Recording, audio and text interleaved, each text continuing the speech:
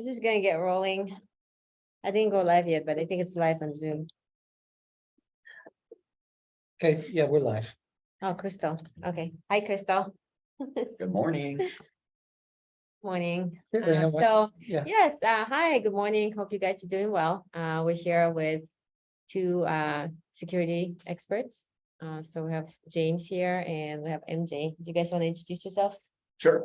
Michael Johnston, retired captain out of Henderson, Nevada, and worked in law enforcement for almost 29 and a half years. And I've had the pleasure of working with James and Elaine here for Boss Security Screens as their chief security advisor. Okay, that's great. that's pretty humble. Yeah. Little resume there. You didn't introduce mention the him. FBI training, right? You didn't mention, you've been there, seen that, done that, right? I've seen a lot. Yeah, Yeah. I've had a really rich career. I've had an opportunity to see a Right. lot of things. And so that gives me a really nice foundation to talk about personal safety Yeah. and residential crime and those kind of things. And you're active, even though you're retired law enforcement, you're still very active in the security community. Exactly. Yeah. So this is a very relevant topic for you, including the security assessments that you do through your consulting firm outside of BOSS Correct. for residential, commercial, government, Yes. right? Yeah, so you know, if you've read any of our blogs, and I hope you are, you know, on bosssecurityscreens.com, you can go in and look at any of our blogs. But I've written a number of blogs for James on different things, and one of them is CEPTED, Right. you know, crime Which is- prevention through environmental design. And it's just a really simple process to evaluate the safety of your home, your own personal safety, looking at the environment. And so, yeah, that's something that I do for my private company and for my clients. That CEPTED concept is a real interesting one and is relevant to schools. Absolutely. So dig into the blogs there at bosssecurityscreens.com. My name's James. I'm the founder and CEO of Boss. And I like to joke that my job's to scrub the floors and clean the toilets, clean the floors and scrub the toilets. But my How about real that, job, yeah, my real job, I'm responsible for the debt. That's my real job, right? Yeah. I'm joking. But So anyway, we're here today. Let's get serious. yeah, we have a pretty serious topic. There have been a number of shootings, including the shootings in schools, unfortunately, and every time one happens, everybody is devastated. Nationwide, I would say it doesn't matter where it happens, but it's just very heartbreaking for us to watch as citizens, as parents. I cannot imagine anything worse, frankly, than something like that happening. So I'm very, very concerned. So I wanted to see what MJ and what James can suggest. What could schools do? Because there is a lot of information out there that's useful. And there are things that you can do that are very simple to implement, in my opinion, or from what I hear. And I would love for MJ to share that and for James to have his input as well. Great. Well, you know, from a statistical standpoint, I mean, if you look at the history of school shootings, this is not a new phenomenon. And I actually was shocked to know when the first recorded mass school shooting occurred or school attack, and that was actually in 1764. Wow. Yeah, so it was there was a band of Indians that went in and actually did a school massacre. Now, since 1850s, there has been a consistent recording of school events. Now, not all of them mass shootings, but some of them just one-on-one or one-on-two. But there has been a steady flow. I think the difference is that we're seeing the media pick these things up. In fact, I mean, go back to 1966. I mean, that's a very good year for me because that's the year I was born. Yeah. But everybody probably remembers, if you're old enough, the University of Texas shooting, right? That was the ex-military guy who crawled up into that tower and started opening fire on the campus, right? You had kids running everywhere. That was probably one of the first major school shootings that was recorded. Covered by the media. Covered by the media, covered by everyone, you know, but there was one that happened just a few months after that, and it didn't get the same coverage. It was a beauty school, and there were 8 females that were taken hostage and by a guy named Bob Smith, and he ended up executing 7 of the 8.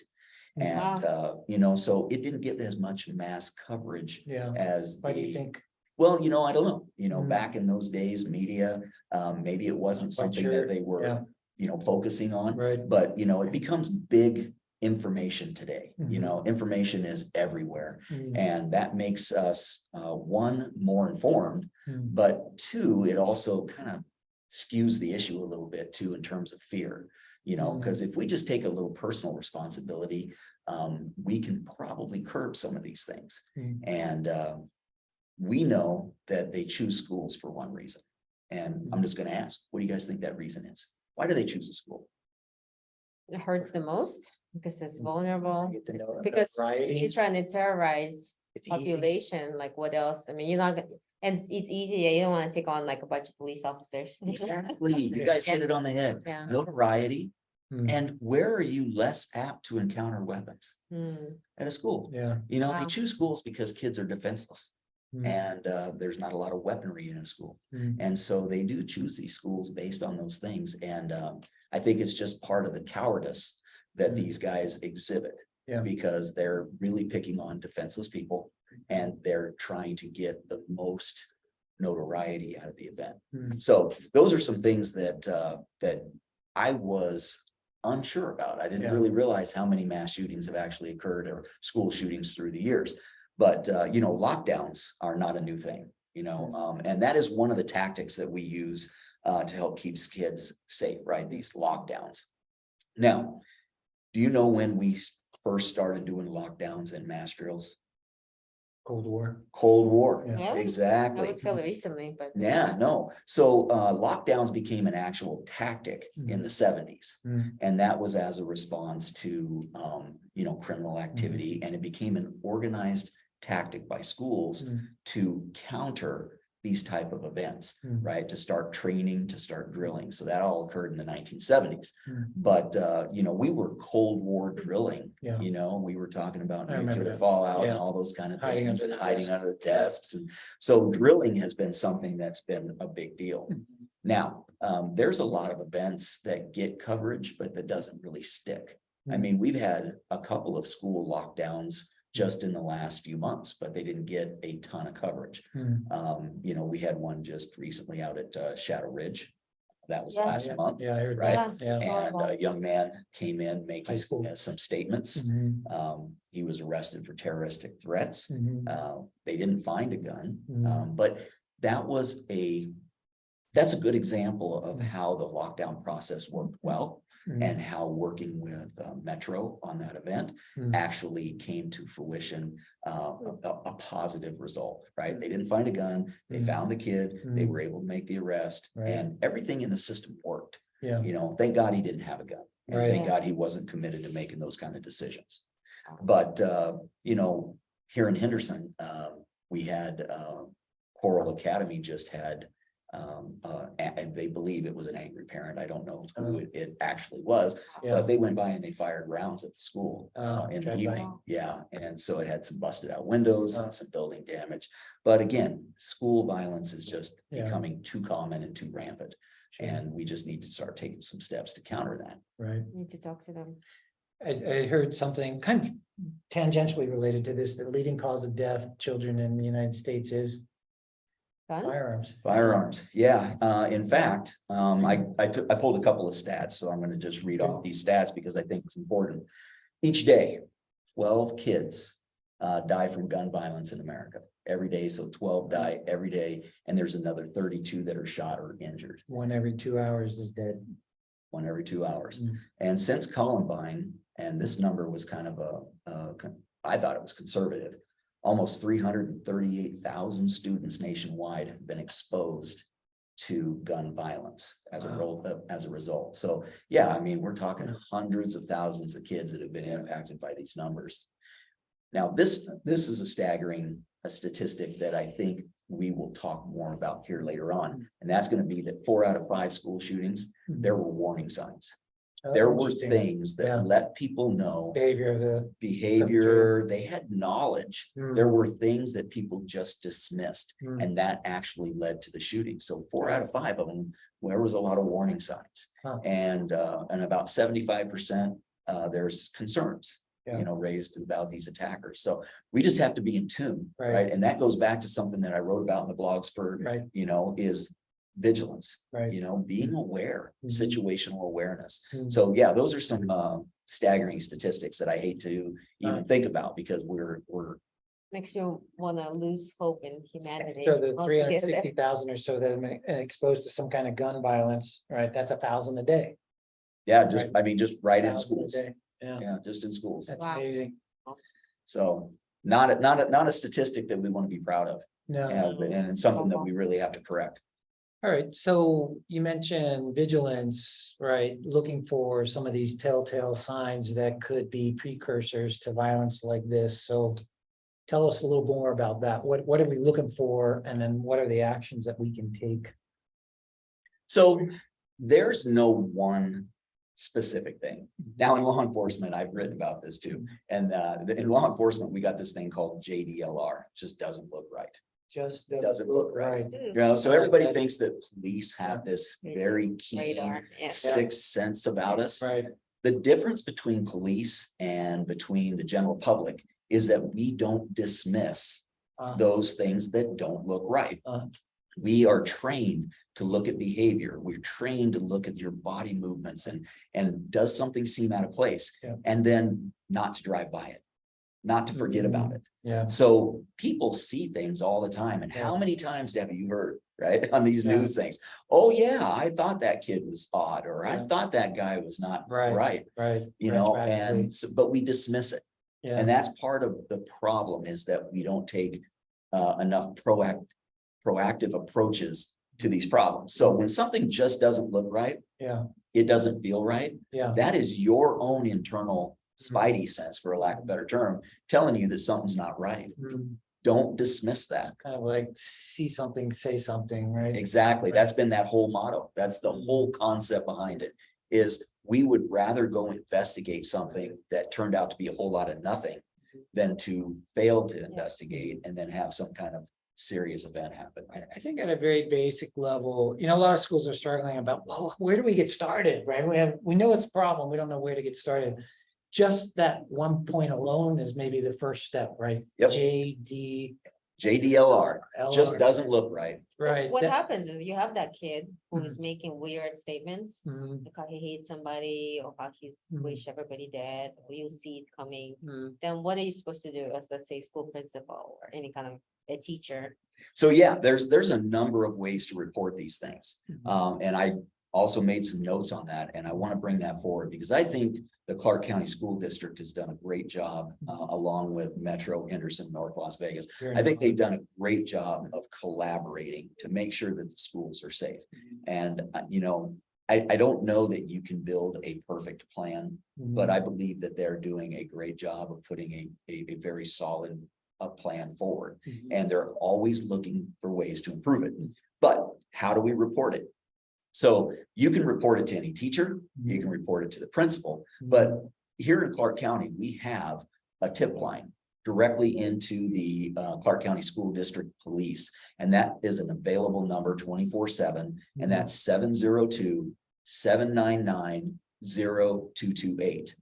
They also have something called Safe Voice, and that's all one word, all capitals, Safe Voice. And it is an anonymous reporting system. Mhm. So if you want to keep your name out of it, you Sure. can at least make Wow. the report. Good idea. And guess what? It comes in a mobile app.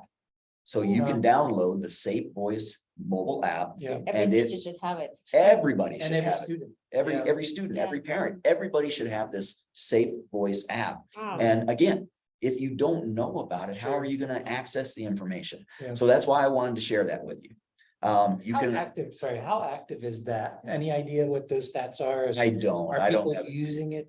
I are they really don't really- have any statistics on I that. bet they are, but what about if you're not in Clark County? Like if you're in the other city or something? Well, I think if you are in another jurisdiction, it's your due diligence to make sure that you are seeking out this information. I think most agencies, I think most parts of the country are doing things that are similar. Similar, I okay. mean, because once a best practice is established, Mhm. other people follow. So Mm. chances And are so- there's something similar in your community, but at a national level, what does someone do?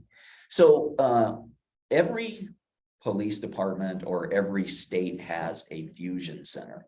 And so there's a place where you can call in certain things, and it's a suspicious activity report. And so you can make those reports, but if you make it to the local police department, they're going to pass that information on to the fusion center. And then the fusion center can act on those things if it's rising above the level of the police department. It's just an additional resource that you can use, that law enforcement uses to share information.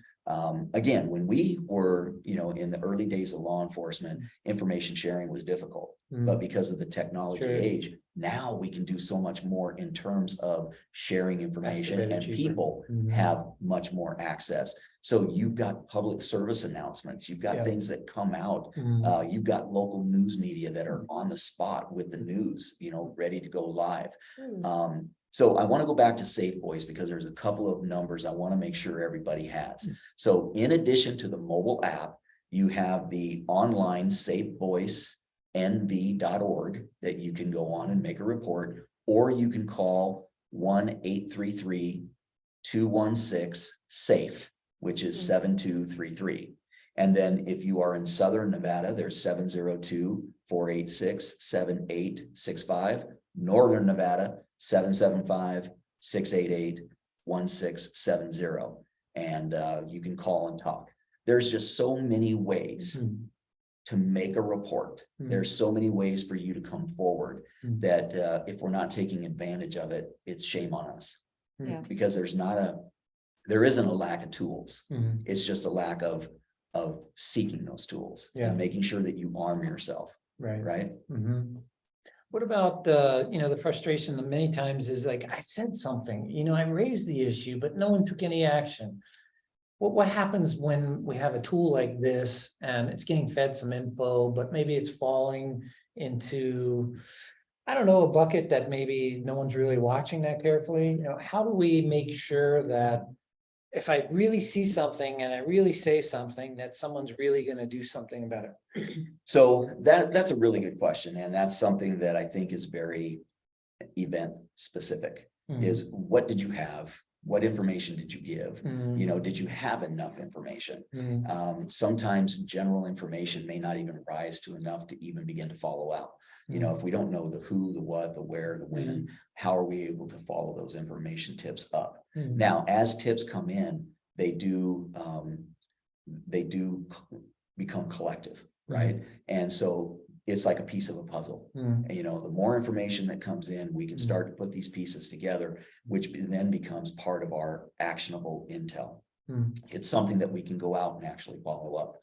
So don't be discouraged if one piece of information doesn't seem to get the attention you think it might need, because it could be just another piece of the puzzle that we're trying to figure out on the backside, because there's a lot of moving parts to these things. What if there is let's say a kid in school who's making credible specific threats, and then that gets reported, and then police believes that, yes, there's something they need to act upon? What happens next? Do they just come in and grab the kid?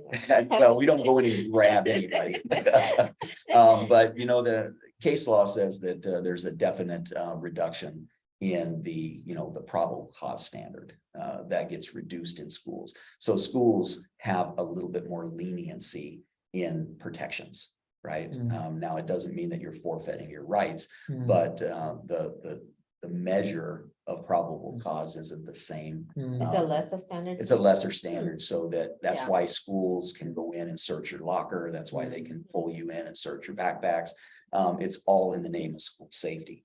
And so we want to make sure that we follow up those leads. And of course, if police have a credible threat, just like when they responded out to, was it Shadow Ridge? When they went out there, they followed up immediately on that threat. Well, it was just a comment made in. What was the comment? They didn't specifically say, but it was it rose to the level of terroristic threat. And so, it could have been anything from I'm going to kill this person, or I'm going to go shoot the principal, or whatever it could have been. But it rose to a level that, it got an immediate response, and it got an immediate result. So we're going to go out, we're going to investigate. We're going to, are we going to pull this young man in or this young lady in and talk to them? Absolutely. What sort of statements people should be looking out for? behavior? Anything that implies the violence, whether it's a veiled threat or a direct threat. And that's where veiled threats, become somewhat problematic because people say things that are one, stupid, or two, out of Right. anger. Yeah, And so that's why some things get dismissed. yeah, But what was amazing when I was looking at the statistics is most of the kids right. had an idea Mm. based off of social media, based Mm. off a student's reputation, Mm. the way they act.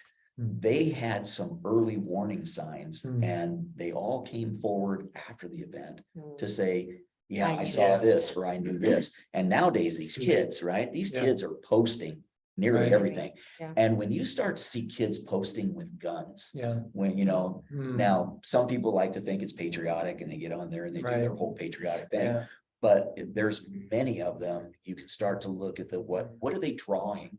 What are Sure. they reading? Parents, take a look at what your kids are doing in their Yeah. rooms. What do they have? Kids that are prone to violence are going to start to show those kind of graphics. They're going to see, maybe in their writings or in the pictures that they draw, their doodles. yeah, You might begin to see something emerging. And when you Mm. see that, you got to Mhm. start thinking about, where's my child at? Where's this, where's their mindset? Mm. Because a lot of these kids, a lot of these folks, they come from backgrounds where they've been bullied, where they Yeah. felt they've been wronged. Sure. They might be social outcasts. Yeah, And all of that plays into the N factor, If the child draws cats excessively, is that a problem? well, bloody cats, yes, maybe. well, you joke about that, but animal abuse is Yeah. a sign, Interesting, yeah. animal Along the lines of- mutilation. There's Yeah, all kinds of signs that tell people it a ain't little right. bit about us, Ain't right? right. Because it's not normal. Yeah, And when you see those things that are not normal, you gotta be in tune with that. If Yeah. you're a parent and you see like some sort of animal violence or animal abuse, or maybe some gory pictures Strange of the behavior. child, or like, what are you supposed to do? You go to where? Well, the first thing I would be looking for is some type of behavior counseling. You got to start looking right Mm. there. There's a number right here. It's 1-800-273-TALK. It's a program where you can just call in Mm. and As say, a I've parent. got concerns. Yeah. So or as a there's youngster. there's no shortage of resources for a Right. parent to turn to Mm. to start that ball rolling. Now, nobody wants to raise a red flag Mm. when it might be nothing. But I would rather raise the flag and find that it is nothing. Yeah. Or address it and nip something in the bud. I mean, maybe your Yeah. child is starting to Mhm. go down a dark path, Right, and hey, don't let it become complete darkness. yeah, Get them and bring them back to the light, get them some help. right. So the takeaway here is this whole neighborhood watch concept, right, that we apply to residential environments has the same benefit in whether the work environment or the school environment, where if something doesn't seem right, you should trust your instincts and you should take some kind of action, right, proactively, Right. right? Just like in the neighborhood watch, which is very effective, right? Mitigating crime in the neighborhood. To the school environment, whether you're a student, you're a teacher, you're an administrator, or parent, observing some behavior at home, that you need to take some action. You need to speak up. Well, I'm gonna say that the way society's moving Mhm. is actually moving away from that. Right? This idea of I get to do whatever I want Mhm. and you don't get to say anything about it. Mhm. Hey, that's why we're losing touch with that whole community sense. Back in the day when I was growing up in a very small community, Yeah. any one Mhm. of the parents in our little town of 240 Mhm. people Mhm. could discipline me. And my parents would Yeah. not have an issue with it. Yeah, Yeah. We actually raised Took a kids by a village. committee. It's Yeah. a village. yeah, And we don't have that concept. I mean, if I went out and chastised somebody's child, yeah, they're gonna be on my front porch threatening Sure. to sue me or threatening being to call the police. right, there's more conflict. We are so engrossed in our own conflict that we have a hard time seeing it growing. Yeah. And I think that that's where we as a society got to start changing back. Mhm.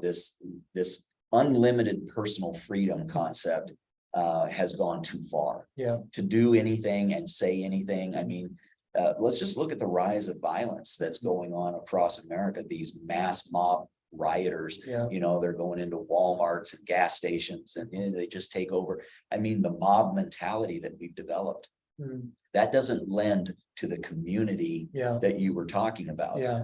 Neighborhood watch was a really great thing because everybody knew each other. Right. To get back to that is how you are successful, Right. and being in tune with other people's kids and your own kids. And we've got to be tolerant and make sure that parents can intervene and be thankful that they're intervening and that they care. So, More eyes on our kids would be better. yeah, than more less. eyes on our kids. So if I'm in a school, let's say I'm a principal, vice principal, a teacher, administrator, or whatever, I'm looking to get going.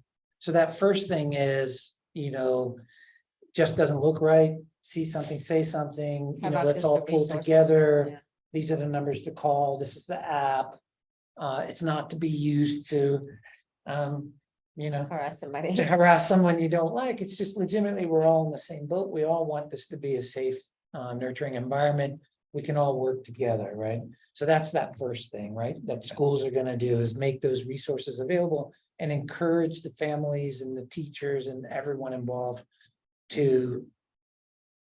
If Be you see more something, aware, say yeah. something, right? Now, that's just building a culture. building the culture. Building right? a culture. It's like building a Right. culture in a business or building Yeah. a culture anywhere. You have to build a culture amongst the kids and the students that listen. This is a self-preservation thing. We're a We don't- family, We're a family. Yeah. We're here together. right? And young kids don't always understand that, Right, but building a culture where it's not built on fear, right? Right. Anything built on fear is not a motivation. right, That is a Right. self-protection thing. Yeah. And so when you're building a culture, it's about making sure they understand why we're doing it, what the roles are, and how their participation actually lends to success. you could almost build a curriculum around this whole idea of caring. Yeah, Right. yeah, no, Well, that's a good right. idea, safety. I mean, we have plenty of Classes. math and science or whatever, right? But this idea of caring, about your neighbor, about yourself, about the people you interact with, right?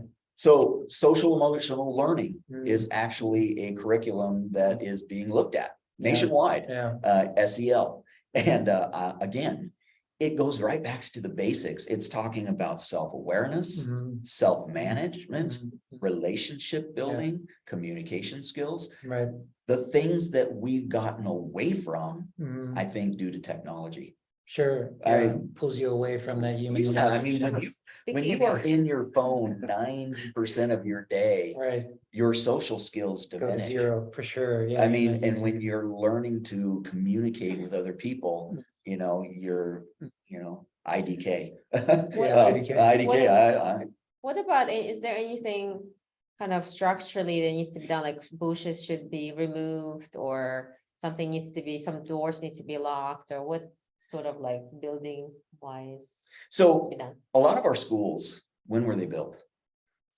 a long time ago? 60s? Sixties, Mhm. yeah, before all of this became a real problem. Mhm. And so a lot of our physical buildings Mhm. aren't really septed Mhm. improved. Now, they do get remodels, they do get things added that make them more septed friendly, meaning that we are hardening the target. You and I've talked about hardening the target, but there's a lot of things that they do to the physical, right? That's the geography component of making sure that the building is secure and that you don't have any ambush points. Now, when we go back to some of these schools, open campuses, that used to be a concept where you had all the doors open, everybody could come and go. In my opinion, between classes, all doors should be locked, Mhm. right? Mhm. There shouldn't be that open campus concept. There should be one way in the school, Mhm. One way in. one way in, and it should be a dual door system where Hmm. you come into a lobby Mhm. that is fortified and Yeah, protected. Yeah. And then there's a second set of doors Mhm. that you have to go through some type of screening process. Mhm. And I think some schools have that. I think Mhm. some are moving to that. You don't want to make schools a military zone. I mean, Right. that is definitely Well, not the nowadays, case. maybe you do.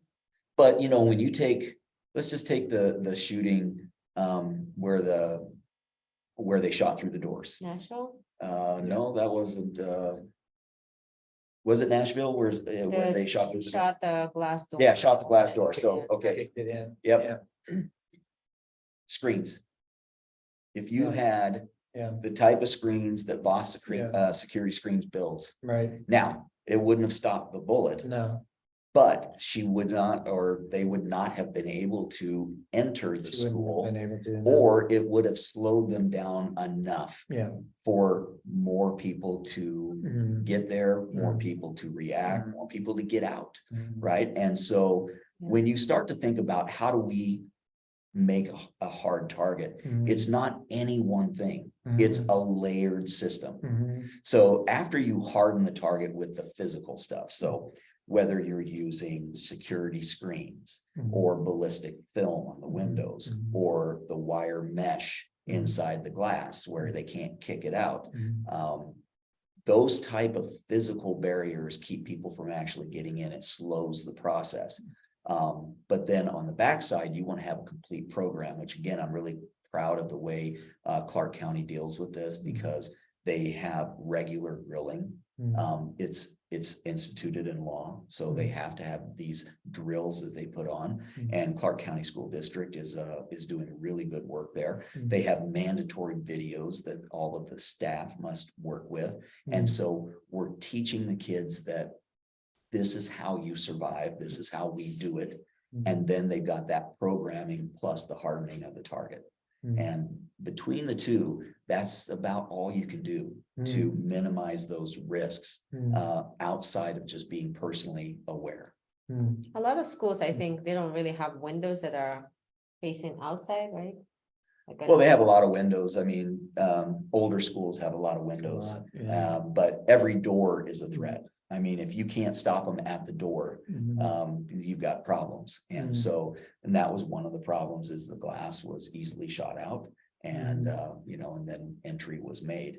So again, if just going back, and again, this is no fault of anybody, I'm not saying that at all, but had that door been screened Mhm. or the windows screened or Mhm. some type of film that could be applied that would keep the glass from shattering, Mhm. where you have to continue to batter it to try to get Right. through. Security It film. buys time, Yeah. and seconds, just split seconds, Mhm. is what can make a difference in whether you live or die in a Mhm. shooting situation.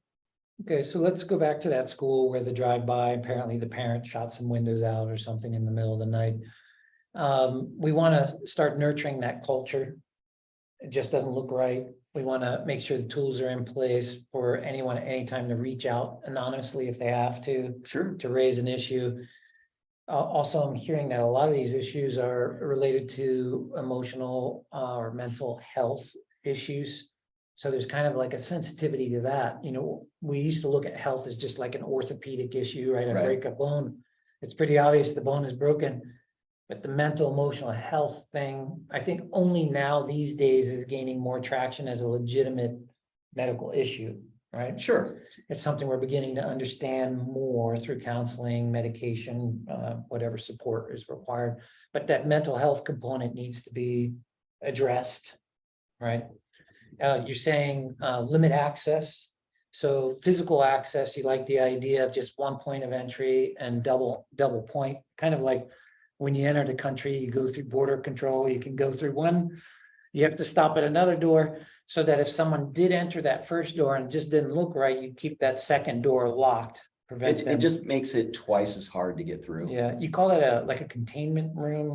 Yeah, you could call it whatever, Yeah. it's really just a foyer or Yeah. foyers where you can at least have an opportunity to Right. see. I mean, if that person breaches the first set of door or comes Yeah, in through yeah. the first set of doors, they're carrying a firearm. You've got some reaction time. Now, if you're behind ballistic glass and you've got sets of doors, that's Yeah. going to prevent that. Mhm. But, that's just one of many things. Sure, many. What about and- the door into the classroom itself? So, because when shootings happen, if somebody already entered into the building itself, and I noticed a lot of them, they just have a regular wooden door, right? Sometimes they don't have windows, sometimes they hook windows around it, but is there something could be done to protect that door, like special locks? I mean, obviously security screens, but anything else? So everything I mean, you could really harden a target if you have an unlimited budget. Yeah, But you know, what we're talking about too is money, sure. Yeah. you know, so there's a delicate balance. I Yeah. mean, you can fortify, you can make Fort Knox if you wanted to, Right. but you can't legitimately do that on the budgets that we have. And so everything is a balance, right? It's a risk analysis. And so you look at the things that you can do, that you can implement, Mm, that aren't always a heavy financial burden, mhm, you know, but are Yeah. still effective. You mhm. know, we do lots of things called tabletops.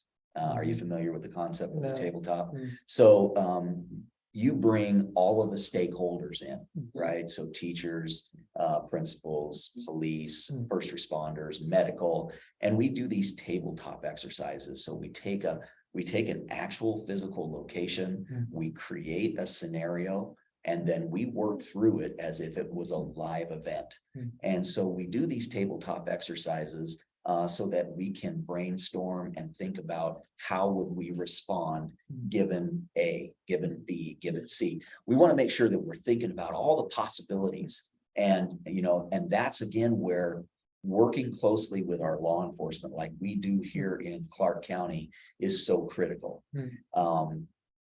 I think every officer should be very aware of the schools on their, you know, we should Area. encourage Yeah. them to be in the schools, to know the layout, Yeah, because nothing's worse than going into a building and you don't know the layout. sure. You know, Yeah, it's so interesting. if you have an Yeah. opportunity to get out and walk through the schools and to be seen in the schools, I think that that's again part of the planning process is, Mm, because, you know, in my former department, you have a tendency to be assigned to the same area. Yeah, And that's part of that Yeah. community policing concept. Well- And so having that ability to know your threat I areas. think this is an excellent idea because, yeah, being able to know it is gonna help you deal with it, especially in a stressful situation. And you mentioned reaching out to the local department. Will the local department facilitate that tabletopping? So yes, yeah, we do them all the time. And so tabletop exercises are nothing new. It's something we've done for a long time. And I think it's just a good practice. And I know that the school district participates in it. Right, Clark County School Police. yeah, You know, there's always drilling going on. Now, the next step beyond the tabletop Yeah. is a live exercise. Now, uh, the tricky part about a live exercise is you got to let everybody know sure, that there's going to be a live exercise. And some of those live exercises actually involve wounded individuals Right. where medical comes in and they as get live, to as practice. real as possible. Right, as real as Yeah. possible, so that every portion of the response Mm. is getting tested. Mm, And this is something that we really should talk about. If there is a real event, Yeah, what's going to happen when the police arrive? What should you do as a student? yeah. Now, again, I hate drawing us back to our blogs, Right. but I wrote a whole blog on how to survive a mass shooting or an active shooter. And again, how you respond individually is going to make a huge difference. The Ah. decisions you make. Yeah. Okay, most people are going to freeze Mm, because situationally they're Shocked. just not prepared. Yeah. They're shocked. mm, If you're not working these things through your mind about what you're going to do, where you're going to go, how you're going to react, you will have a tendency to freeze. mm. Like the first thing you come into a building, Hmm. what's the first thing you do when you go into a building? Let's say you're going to a restaurant. What's the first Well, thing? what I should be doing is like taking a good look around, looking for exits. Exits. Yeah. Okay, I don't care where you're at, That's not what I do.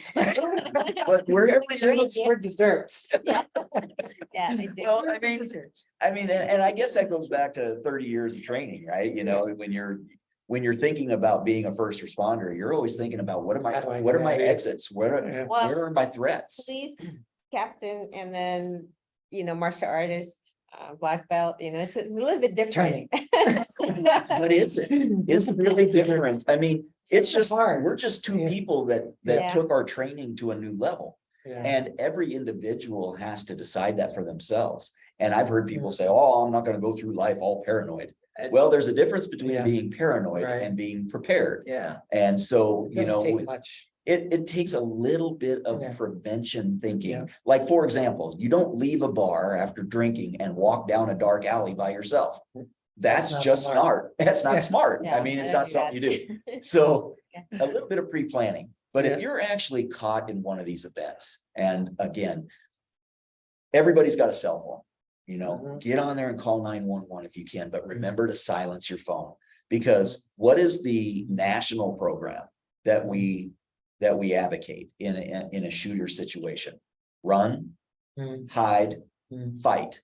Now, if you are hiding from a threat, mm. what's the last thing you want? Is one of your friends calling you, your parents No, calling you, yeah. and having your phone Mhm. ring? Okay, so in a mass shooting situation and you're trying to get out of the building, but you Yeah. have to hunker down, Mm. shut that phone Mm. down, get that volume off Mm, so that you can still make calls out, yeah. but you don't get your location isn't revealed. Mm, Another thing to know about, I'm not gonna ask you because I think you know the answer.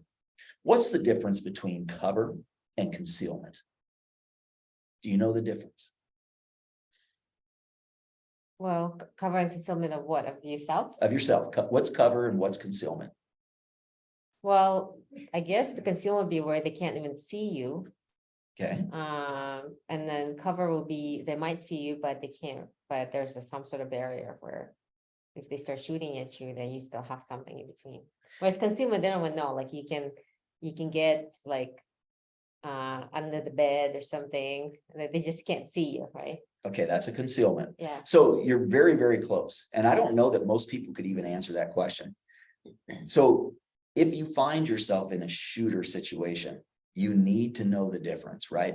Hiding behind a bush will hide you. That will conceal you Yeah, from but view, not covering. but it's not going to stop a bullet. Hiding behind a brick wall will hide you and give you cover. Cover is what would likely stop a bullet. Not always a guarantee, but behind a solid brick wall or behind, a building, an edge, or behind very heavy furniture, that gives you more cover so that you do protect yourself more. So when you find yourself in a bad situation, knowing that difference, don't go hide behind the bush unless it's the only thing you got. Yeah. Right? Because if they can't see you, they're probably Yeah. not targeting you. But what's you're the still best at very thing, like, risk. if you're inside the building, like inside the classroom, and you hear like shooting, screaming outside, like what's the best thing to do? So that is very specific to the drilling that the schools advocate. Again, if the sound of that gunfire is far away, then you have a chance to get out, right? The first option is to run, right? Get out. Now, if you are very close and you don't feel that it's safe to do that, then Depending on the sound. depending on the sound or even the procedures that are based in the schools, you may have to hunker and lock down in place, right? Which is why they go and lock the doors and then they hide the kids in the furthest corner that they can for the maximum safety.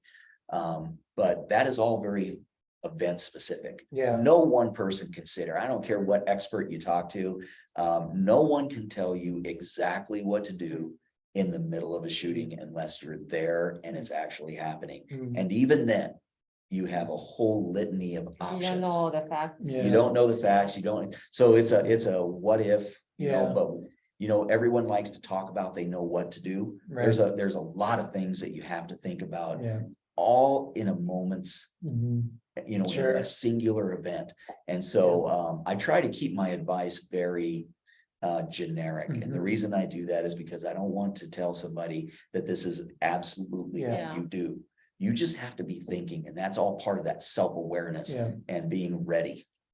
Yeah, so I think back to that table topping thing, which I really like that idea, also inviting local law enforcement in so they grow some familiarity, we start to build a rapport with them. I'm just thinking as someone that's part of the school, I do want to show them, I do want to know them, I do want to, get the pizza, right? And I'll sit down. Yeah. I want to do some kind of self-defense training for my student base, just the basics, this the top 3 things. If I had to teach you anything, these are the top 3 things I would teach you. Right. Okay. That table topping thing, there's probably a likelihood for A is probably more likely than B is more likely than C, right? Maybe. I don't know how the math looks on that. So C might be someone brings a handgun to school and they're in the classroom and they start waving it around. Tabletop A might be someone's on the outside and they've got weapons strapped all over them. They're trying to get in, right? So I don't know how those likelihoods break out. So on a tabletop, it's usually progressive, right? So Progressive, it's like a progressive tabletop. Uh, So maybe you start with what we would do to prevent that, right? Somebody spots somebody with a gun outside of a school. Yeah, Okay, so we deal with the mechanics of I that. see. Mhm. Okay, well, let's take it a step further. They've now made entry into the school. They've got shot. That changes Got the it. scenario. It also changes the response. Yep. Different information points change how that tabletop unfolds. And that's the beauty of a tabletop is you get to start to build these different scenarios. So you can start to think about these things. Now, you don't want to get too complicated because you Right. can do it all day. Get Yeah. stuck in the Which is why details. we generally just kind of Keep it generic. keep it with a theme, right? Mhm. So today's event is going to be this. So we have only a few more minutes. I'm gonna unload the most contentious topics. Okay. Fire away. Arming parents. I mean, arming teachers. Oh, no, no. Hmm. Let's Well, just- I am not opposed to it. I think though with any firearm, and I've written about this for you, if you're going to go down the road and have a firearm, you have to practice with it. You've got to do a lot of practice and a lot of training, and I'm not sure that schools are prepared to invest that kind of training because having a weapon can be as much of a liability Yeah. as it can be an asset. armed guards on campus. You know, we have school police in our schools. Mhm. They patrol regularly. So Mhm. we're doing that already. Having additional guards, Hmm. that's a cost factor. I always like having the police car parked there, you know. Schools, morning, yeah, in school the resource afternoon. officers, yeah, a lot of small communities Mhm. have one officer who's dedicated to a school. And that's kind of their post for the day. Yeah, I And like that. they only leave if there was ever a major emergency within Right. the city. Just let And them they, park there and. well, they do their work out of there. And Yeah, they call them yeah. a school resource officer or whatever. So there's a number of things that you can do to Yeah. facilitate that. But the reason they choose these targets is because there's not a lot of guns. And Yeah. Yeah. they don't go to other places for the fear of those Yeah. guns. Gun control. Gun control. Well, We're doing nice. obviously, I am a Second Amendment guy. I believe that everybody's right to a firearm is important. Mhm. Statistically, yes, we have more gun violence, but I think that has a lot to do with our culture Mhm. as opposed to the presence of firearms. Mhm. There are countries that have lots of firearms. They Mhm. encourage their people to have firearms Mhm. and they don't have the problems we have. Mhm. But they also don't have the society norms that we're developing, where we just go around doing whatever we think we're gonna do and Why there's do no we have so many consequences. problems with that? You know, I don't, that's a bigger social Breaking question that you apart. might want to bring a psychologist in. I think we've covered a lot of useful things, both for parents and students and school administrators. There was some FEMA related program that's doing security assessments. Are you familiar with that? Not in depth, Yeah. but I know that FEMA has put out some money Mhm. to help schools in these emergency situations and to I bring see. these schools into better compliance. Yeah. And so there's an opportunity to upgrade schools through those funds. It's, I was discussing with Elena, this one school we're working with, and we were talking about, if they really want to do it right, it's gonna cost quite a bit of money, as you alluded to, right? Yeah. That we could harden the school, it would be hundreds of thousands of dollars. And Elena made a comment, which I think is pretty poignant. She said, if you compare it to the cost of the life of one child. Yeah. It's pretty tiny, It's a small How investment. much would you pay, for that one kid's life? 200, Absolutely. 300, 400, $500,000. There's almost like no limit. I mean, it depends how much we like. On that kid. settlement, I on mean, I don't settlements wanna and be- legal fees. I don't if want to you be didn't flippant take- about this. It's Yeah. not a funny If you topic. didn't but take the action, Yeah. if like the school knew they could do something, they didn't take action, they Excellent get point. sued for like multiple wrongful deaths. That's Yeah. millions of dollars. So if you, as a school administrator, teacher, parent, whatever, know your school is I'm vulnerable. speaking as an attorney now. Yeah, and you do not take some kind of concerted action, yeah. protective action, and someone becomes injured or killed, then that opens up a whole big, And I array think of that liability, that liability comes in play when you do nothing. you know. Absolutely nothing. When you're doing nothing, Yeah. you know, or when you are just. Or when you don't do enough. Or when you're, it's yeah, reasonable. when you're Don't not argue not working, enough. yeah, you're not following through. If you just You're- change the locks, that's something, but it's not enough for sure. Exactly. right? So, you know, I think most schools in the country are really working. I mean, most jurisdictions are out there are really They working need to, help. to help. Yeah. And yeah, need they help. need help. They do But the need help. shootings keep happening. Yeah, They keep it's, happening. It's just so tiring. I think it's something that will be here for a while, and we just have to do the best we can to mitigate it, right? So there was one other point I wanted to make, but it's escaping me at the moment. You know, if we Save flip it for this the on its next head, no, we're almost done. If we flip this on our head, you know, and we just took that money, 200, 300, $400,000, and we built a wall With alligators. Well, with wire. Well, I know, around the I know top. you're laughing a little bit about, but I think the concept of Yeah. open campuses, Yeah, may be a thing that Yeah. we've got to really look at. yeah, And how do we lock things down in between when classes are moving? You know, again, we can't make it a complete military base.